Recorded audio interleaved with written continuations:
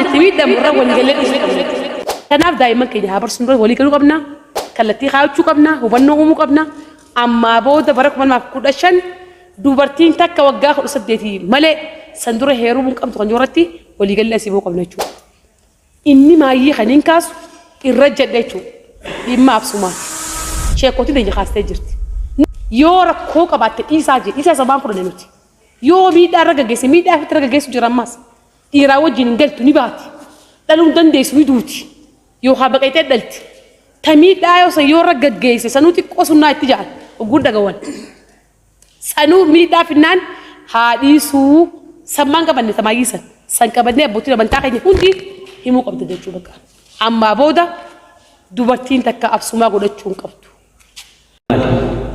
شيخون كشريعات وان كتاب ربي رجل موفيمتان ولرا برنايت akka heera mootummaatti immoo abbaa alangaa keenyaan nuuf dhiyaata isa sirraa barana isaan lamaan kana waliif finnet akka anaa kanaatti waan hojii oolchuu qabu hojii oolchuutu irra jiraataa jechuudha. Addaa haasawaa namni hundi gaabeekii gurraan namni waa hedduu guura kana ja'an inni immoo daa'ima heerumsiisuudhaa kuni hedduu walillee naman dhabsiisu gochaani jirti malee diddaadhaan namni hundiruma diidan abbootiin amantiitis nama diddi namni waa beeku hundiruma diidan maaliif karatti daa'ima karatti qancarsuudha malee bu'aa takkallee warra silaa warruma fuudheefillee bu'aa qabaatte warruma heerumsiisaniifillee bu'aa qabaatte waan gaariidha isaan hundaafuu gatii takkan qabdu haa mana godhattee mana sii teessuu fi dheefa maaliif alatti badii dalaydiitii fi ni kennina ja'anii kennan mana sadis hin bulle achi deebiteeti badii isaan deeysaniif sanirraa isin hafne mana isaaniitti tokko galte ganaa intalaan namni tokko fuudhe kan biroo yoo badiidhaaf taate malee fuudheetiiun abbaa haadha manaa godhadhaadhaaf hin fuudhu maaliif yoo kan jaartii qabu niin fuudha jee fuudha irratti ta'a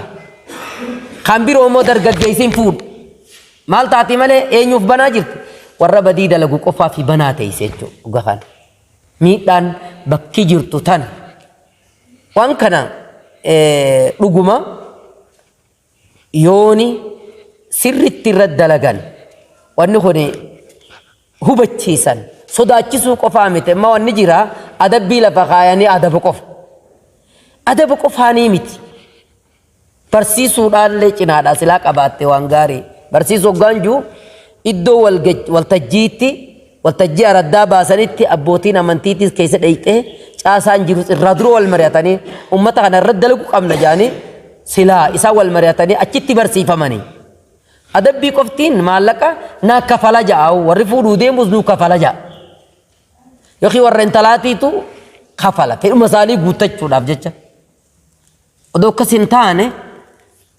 hubachiisuu fi barsiisuunis cinaa jiraatte adabbii qofa odoo hin taane inni biroo ka fuudha irrattiitii fi ka daa'ima heerumsiisuu kana fuudha irrattiis silaa hubachiisanii intaltummaan intala irratti deebitee heerumtu tunuu bultii akkaa fi gara qabduun teessu yookiin jaartuma jallatteen diriirfachuu fi fuudha yookiin immoo dhugatti tokko kan rakkatee fuudhu rakkatee hoggaan jiru jaartiin biraa deemtee sokkitee rakkatee akka ta'uu dhabee naagalchattis hin galtuu fi haadha ilmaaniitiin hin eqattis qabeenya gargar qooddannaadhaa jira akka ta'uu dhabee hafuudhus ni jira rakkoon bakka tanaatis silaa talaaluu barbaaddu ni jirti jechuu fedheeti namni meeqa afaan itti bu'ee kadhatee dadhabee galuu diddee hanga amantiin jijjiirradha jettu faa geesse dhalaan tun ibiddaan qabadha faa jetti waan waliin garuu beeki waan biyya keessa jiraate ibiddaan qabadhaa bakkaan isa bira galu yookiin amantiin jijjiirradhaa bakkaan isa bira galu jettee manguddoon meeqa dadhabdee yoo niin hiikajee qabeenya adda qootiidhaan dhufammaas niin hiikajee gaa'ila adda baas jennaan qabeenya adda qoodu mana adda qoodu maara ooyiruu adda qoodu mirriyyoo adda qoodu waa meeqaa dhufa ilmaan faca'uudha balaa adda addaatti saaxilaman itti dhiiseetti hayaa isin galuu diddeemi jee fuudha arra fiigaa dhufti gurra lamaan qabattee iyyiti abbaa mana kiyya ayyoomiin galuu didellee ta'ettos jirti kakattee tayyoomiin galuu dideen sharxiidhaan lafa haadha tana malee galuun dinnellee ta'ettu ni jirti rakkoon akkanaatuun bakka jirtutti xiqqoo hubachiisuun isiidhaas tanuma galuu diddu san hubachiisuun gaafa boruu inni fuudhe fiigaa galtaa taa jechuun silaa namni wanni jechuudha. Namni bultii jirtu ni diigaa walitti nama jaaru hin jiru. Tokko kana ka fuudha irratti silaa bakka akkana ilaalamee bareedaadha. Hedduu dhalumaatu fuudha irratti jaan kan dhalumaatiitu itti nama neqammoo silaa hubatanii ilaalanii. Yaa'ii meeqaa fi girgirii meeqaa abbaa manaa ka silaa isinis qabachuu qabdu qabachuu diddeeti oofaadhaan ala baafti. Namni jaartiin itti tolte tokko ala baheen fuudhufitti. Namni jaartiin tolteef. Hawaasa keessa jirraami. Namuma jaartiin an fariisiteetiitu gabbee fuudha. Mee oo intalma namaa tasojji bultu garteetteeti zaachaa keessii fi sunis ni jirti. Ammoo heddomminni dhalaa lafa jirtuutis waan saniin nama ni qalbisiisa. Dachii lafa teessu. Dhalaa lafa teessu. Sanuu isiidhaa akka haadha manaatii miti tottolfattee deemtu qalbiin namaa itti buuti balaa adda addaa hedduu ni qabdi. Tana rabbumaatu furmaata siidhaa kenna. Tan ammoo dhaqna qabaa bakka toon jabduun irra nuti harkaan qabdu tana keessaa'uu. Fuudha irratti ni beekama adabamaa fi jira. Fuudha yeroo malee heerumsiisu tanallee adabamaa jira. Bakka ansumaa tana maaliif abbaan godhuu fi hagoosisuus waliin dhokotaniitti hurruma keessa godhan hin beekamu. Hedduu ragaas hin kennani qaama seeraa hiiku yookiihu seera raawwachiisuu birattis rakkoon isaan cinqite ragaatti harkatan. Jaanis ragaatti harkatan. Raga bachiisan. Nuti nagarre jaan waan ragaan hin jirro doo abbaan godhe jee illee jecha amantaate wanni jaamu san dilas akkati fudhataman qabdu. Dhaqna qabaa tana rakkoo fidde. Namni tokko madaabni tokko ni jira. Waajiba dhiiraa fi dhalaas wanni adda baasan jiru khittaanni shari'aan dubbatte ansuma jette dubbatte dhiiraa dhalattis wal qixa haju madaabaan ni jira. Hundarrattu waajiba warri joode jira. Warri immoo dhiira biratti waajiba dhalaa biratti sunnaadha juulleen ni jira. Ulamaa ummatan irraa warri dhiira biratti waajiba dhalaa biratti haraamii wansuma godhachuun juulleen ni jira. Dhalaa biratti haraamii. Aadaadha malee shari'aadhaan hadiisni godhaa jeetti ajajan jiru aadaadha malee aadaa duraan jirtu tana rabni oofaa jiru aadaa fir'auna irraa dhaalamte ta duraan deemu jirtu akkuma dhuftetti intala takka ta gootu ta madiinaa keessatti gootu hedduu kattiin hallagin jeeni waa xiqqisho jeenna sanuu irraa ol deebise jechuudha. Silaa duraan irraa fixaniiti ni sodhaa turan. Fir'auna akka warri banii Israa'el hin heddummaanne yookiin dhiiran dhalle akka hin heddummaanne dhooysatti illee akka wal horanii hin heddummaanne je'eeti tooftaa tanatti baasee dhalaa warra banii Israa'el irratti rakkoo sana. Dhalaa warra banii Israa'el irratti tooftaa tana baase Fir'auna too'achuuf jecha wanni kun sani duraan. Amma lamada namni dura ansuma godhate ambiyoota keessaa nabi Ibrahim. Rabbiin karaa nabi Ibrahim deemaa jee ja'aniiti hadiisa qur'aana suuraa Naalii keessa jiru tokko ayata tokko fudhatanii anattabi' millata Ibrahima karaa Ibrahim deemi rabbiin siin jee summa ooxiina ilayka anattabi' millata Ibrahima jee karaa Ibrahim deemi jee karaa Ibrahim deemii jeesan keessa ansumaanis ni jirti dhiiraaf dhuga. Dhalaadhaaf ammoo jaartiin Ibrahim sanuu godhattee saarraan egaa jaartiin Ibrahim san godhattee Haajara ni jirti godhattee hadiisa tokkotu daciifaa jira. Ibrahim jaartii saadhaata duraarraa saarraa jaanii ilmoorraan harkan yeroo dheertuuf ni ture. Akkasitti gabritti Haajara jaamtu haadha Ismaa'il isummaan kenniteef. Tan mootichi tokko isiidhaa kenne isin dabarsiteef. Gabritti isaatti haadha manaa godhatee odoo hojii galuu ilmoo waan isfi dhabde jecha ilma tokko dhalteef Ismaa'il abbaa Araba Qureeshiidhaa kana jechuudha. Hogga dhalteef itti hinaaftee waa sadi yoo jijjiirte malee anarraa adda gootee waa sadi yoo raggoote malee abadan jettee hinaaftee loltee jee hadiisa da'iifa. Waa sadeen funyaan muruu gurra uruu ansuma godhuudha naan adda godhuudhaaf jettee je sanummaanuu da'iif. Waa laman fudhannee fi takkani fudhatee waa takkan fudhannee fi lamani fudhatee fi ija waa lamaan ansuma godhuu fi gurra uruuni fudhatee fi inuu gurra uruun bareedina idaafteetiif fororatti keeysi waan juu takka jechuudha hadiisni da'iifa ta'uu malee taansumaa san akkasi hadiisni da'iifa ittiin dalagamu immoo hadiisni tan da'iifa inni kaan hogga gamana as dabarre karaa ummata Muhammad kana as dabarre nabi Muhammad alayhi salatu wassalaami dubra ni qaba afur qaba ta'ee rumti lama Usmaan ibn Affaan fuudhe takkallee Amr ibn al-As jaaniiti gurbaan tokko fuudhe isii sadee isii afree isaadha Ali ibn Abi Talib fuudhe dubra saasan ansuma godhaa je'ee itti ajajuu saadhaan himne jaan beerasaa ittiin ajanye jan Rasuulillah alayhi salatu wassalaami beerri nabi Muhammad ansuma godhate yookiin godhadhaa je'ee Rasuulillah ajaje kajuu hadiisa tokkoon hin sabanne dubra saatis ansuma godhaa je'ee hadiisa tokkoon hin sabanne intaluma gootu saniini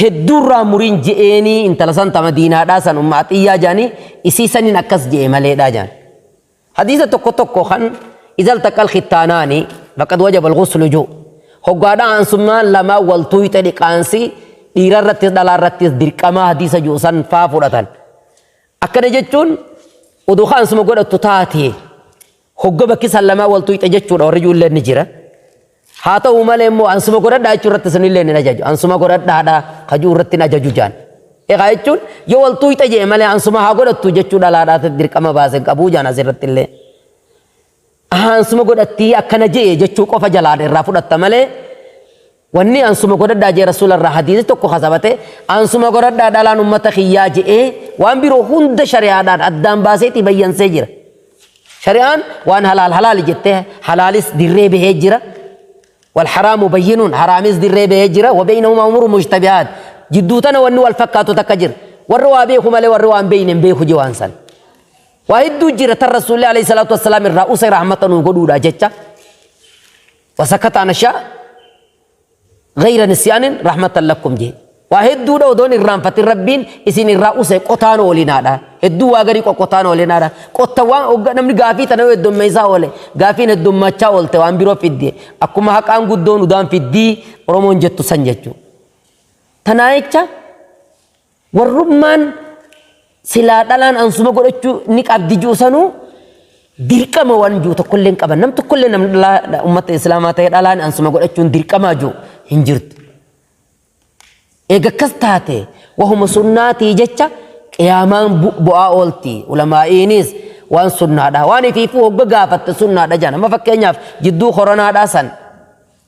koronaa san gaafii takkaan lafaa ka'e adda faffagaadhaa salaataa takkaan dhufee bar makka irratti adda faffagaatanis salaatan namni tarkaanfii takkaa fi lamachi gargar hiiqeeti salaataa bar waan san irratti hin gaafadhe miilaa fi miila waliin tuquun waajiba moo sunnaadha waan juu irratti ulamaa irraa namni miila waliin tuquun waajiba juu nam tokkolleen hin jiru sunnaadhaanuma jaan garuu immoo namni irra wal fixa nama miila adda fageessaa salaata juu salaata irraa hiikkatee deemuudha barbaada namni hedduu waan sunna irratti gaggabuu takkaatu jira malee akkaataan jiru wanni ma'an sumaatun eega bar laal xibbiin islaamummaan xibbiin hayyamti amma namni tokko yooni xabiibni tokko yoo soommante rakkoo kanaa sirra dhufa jee yoo bishaaniin dhiqatte rakkoo kanaa sirra dhufa jee yoo waan akkanaa taate waan akkanaatti sirra dhufa yoo jee salaata waan silaa rakkoon irra dhuftuuf san lubbuutu dursaa dhiisuun dirqamaa maaliif hoggamma fakkeenyaaf yoo qaama dhiqachuun rakkoo sitti taate tayammuma godhi juu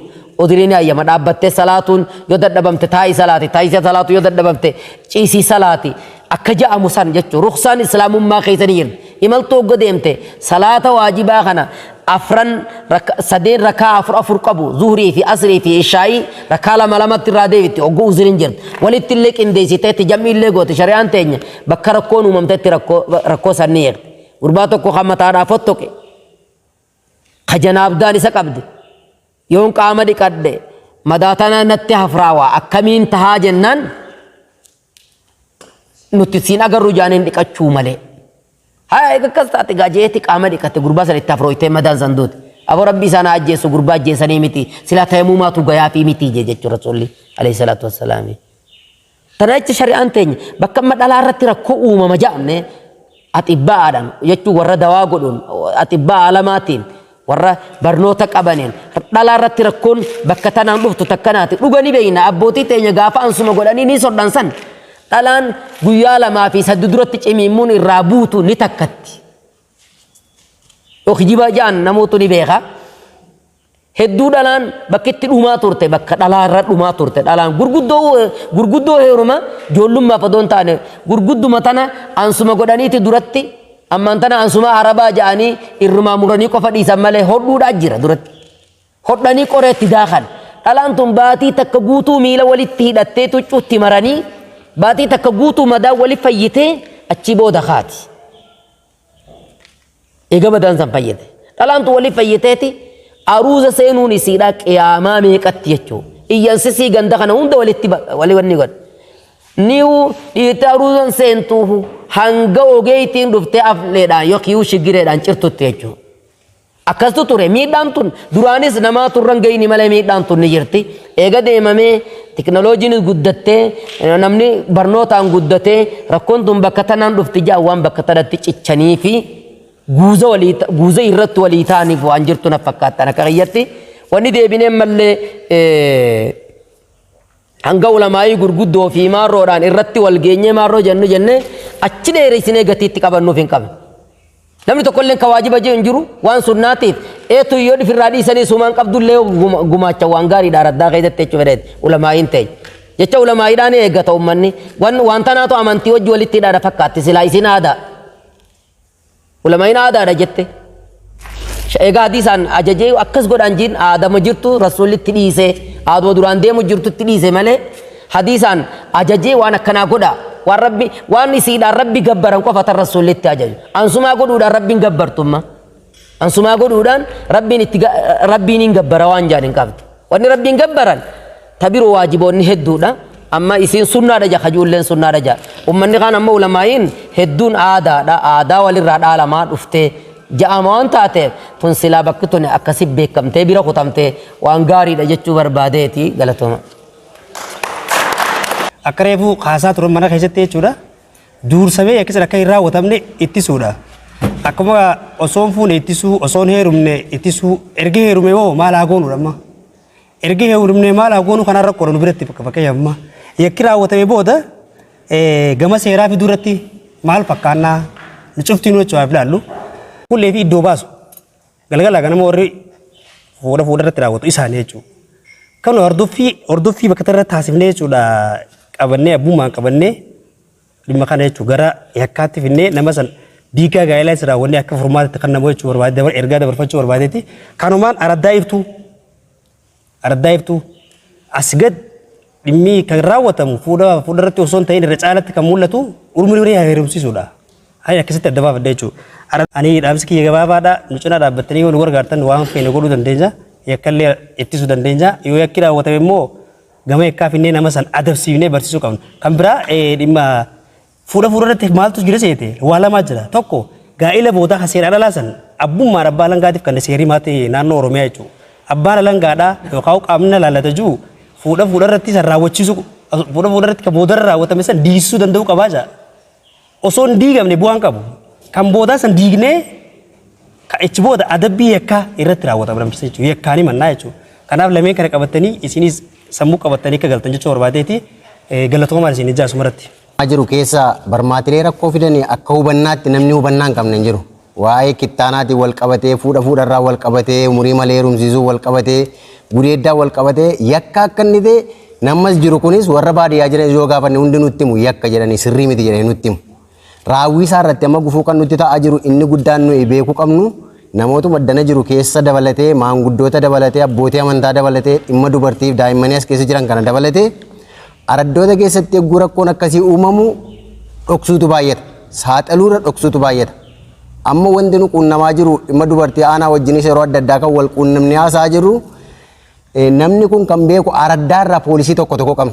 Araddaa hundarraa yeroo yakki raawwatu poolisichitti dhiisaniiti bira darbanii addana dhufu.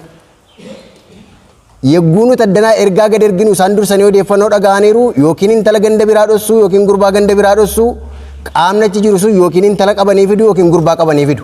Qaama tokko qofaatu nu bira dhufa yoo lamaan wal bira dhufe malee tokko adabsiisuun immoo nu rakkisa waan ta'eef ragaa sana guutuudhaaf caasaa maan keenya achirra jiru kan dura abbaan keenya addana jiran sheekni kun nuti dubbachaa turan caasaa maraddaa keenya achirra jiru bulchaa raddaa irraa kaasee bulchiisaaf nageenya irraa kaasee dhimma kana saaxiluu irratti fedhiin qaban.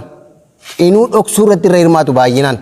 Kanaaf yeroo nuyi waan akkasii isaan gaafannu dursanii hin agarree jarri nu jalaa miliqanii nu jalaa badanii garuu fuudhimmoo ganda sanatti geggeeffamuusaa halkan dhiichisaa buluusaa sargiin galuusaa ijaan argaa jiru bira jiru.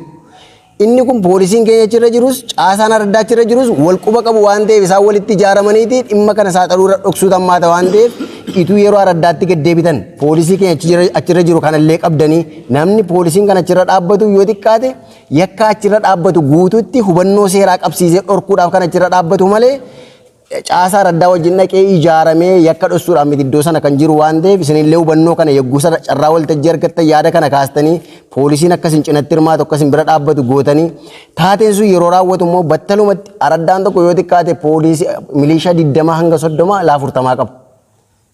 Nama lama egaa intala tokkoof gurbaa tokko poolisiin tokkoo fi milishaan 20 ta'anii qabanii fi dadhabuu jechuun waan biraadha. Yoo of harka keessaa qabaachuudhaa baatan. Kanaaf inni kun cimsee irratti nu hojjetame. Lammata yeroo baay'ee maal godhu araddaa tokko keessaa fuudhanii baajaajii keessa kaa'anii araddaa biraa geessanii dhossu. Fuuti kan raawwate jennu magaalaa kanatti kan geessan malkaadha. Iddoo biraa dhossanii ganda biraa keessa kaa'aniiti bakka isaan itti geessan hin beeku bakka isaan jiran hin beeku jedhu. Akkuma inni amma kaasu kana torban kana magaaluma kana keessaa kan nu quunname jira. Warri magaalaa kanaa quba qabdu dhimmi dubartiif daa'immanii magaalaa kanaa yoos keessa jiraattanis beetu ta'ee hin beeku. Mucaa buufata fayyaarra hojjetu Hassan kan jedhan kana intala jalaa fuudhanii akkamittiin akka olii gadi gaggalagalchaa turan quba qabdu. Mucoo xiqqoo fuudhanii asii kaasanii baajaajii keessa kaa'anii halkan kutanii bulanii maanguddoon itti dhaqan mana. Intalli nu bira jirti intala nuu kenneedhanii gaafatan. Inni deebisaa kenne intala siniif hin kennaa garuu fedhii ishee baruun qabaa. Fedhii isheen gaafadhaa intala natti fidaa intala na agarsiisaa jedhee gaafannaan intalli haadhaaf abbaa bira dhaabbattee fedhii hin qaban jettu. Kanaaf jecha si biran finnu jennaan ollaatti geessaa jedhe maanguddoo bira mana warra baluu geessa anatti yoo dhiiste maanguddoo warra baluuf hatta himattu. Fedhii kiyya itti yoo isheen isaanitti himatte niin dhiisaa jedheen. Booda yoo feete silkiidhaan ni kaanuu godhi malee sitti hin kenninu jedhan. Maanguddoo achi jirtu sanan qabee fideedhe. Maanguddummaa warra itti dhaqe sana. Warra maanguddummaa itti dhaqe sana intala bakka jirtu sintu beeka. Nama maanguddummaa isin ergate sintu beeka. Hanga intala fiddanitti qottaadhe eegguun isaaniin qabee fidu. Isaanuma jaaraniis galagalaniiti isaanumaan immoo deebi'anii lakki bakka maanguddoon nu jalaan hidhinaa nuu kennaaye. Gaafa duraa umuriin 12 jedhee dhufanii himatan. Amma immoo umuriin ishee 16 ta'a. Maanguddoon kun hidhamuurra maanguddoon nuu gallakkisaayee. Intalas bilbilaan gaafannaan fedhii kiyya nuun jette waan ta'eef nuu gallakkisaa jedhanii dhufan. Ni ijaaramu namoonni deebi'anii yagguu yakka akkasii raawwatu galgala maanguddoonni bakka tokko taa'anii namoonni kun iddoo tokko walitti qabanii yoo poolisii bira nanne nuun dhiisanii abbaa langaa nuun dhiisuu kun nuun dhiisu waan ta'eef asumatti dhimmi kun duraanis jira hooti yoo bira dabartanii mucaanis jaalala qabu isaan wal fedhaniiru jedhaniiti waan akkasiiti yakka kana babal'isaa jiru waan ta'eef yoo nuti harka keessaa qabaachuudhaa baanne yakki nuti dhorkuu hin dandeenya tokkollee hin jiru. Garuu nuti keessa jiraannaan poolisiin caasaan dhimmi dubartii dana jirtu maanguddoonni keessa harka qabaannaan wanna tokko hiikuu hin dandeenye.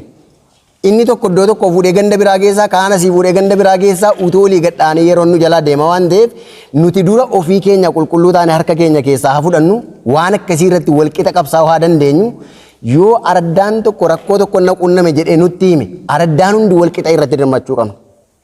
Gaafa darbee yaada tokko kaaseen ture waltajjii akkasii irratti hirmaanne wal deggeraa hiriirratti baati jaartii manaa qabda akkamitti jaartii biraa fidde jedhaati araddaa tokko fakkeenya nuu godha. Waan akkasiin gootan ofiinii ililchituu harka rukuttuu shuuroo kokorsituu egga fuuti raawwatee booddee bari irratti fuudhee akkana godhee jettee nu bira dhuftu.